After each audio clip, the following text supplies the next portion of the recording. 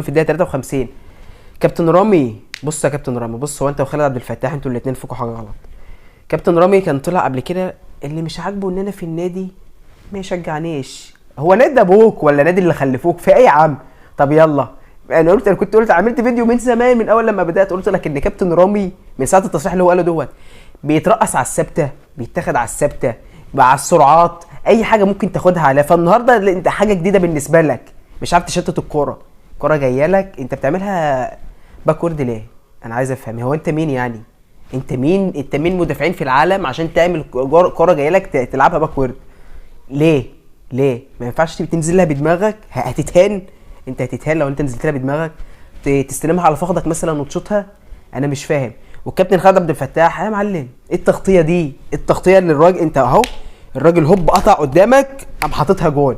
انت في ايه؟ انا مش فاهم. بص، كولر في بدايه الماتش بان وجهه نظري كان غلطان في حاجتين، ان هو بدا بخالد عبد الفتاح وكريم نيدفيد. بس كريم نيدفيد كان كويس. انا كنت شايف ان كريم نيدفيد النهارده كان كويس نوعا ما، كان حلو يعني، كان يمشي حاله. والتاني زي ما أنا قلت لك خالد عبد الفتاح. فالحمد لله زي ما أنا قلت لك ان مش انا لوحدي اللي شايف ان ده في حاجه غلط. خالد عبد الفتاح يا جدعان مش لاعب كوره. بص، عارف انت صلاح وعبد الفتاح بتاع السجق؟ هو ده بقى، هو ده عبد الفتاح اللي في بتاع السجق.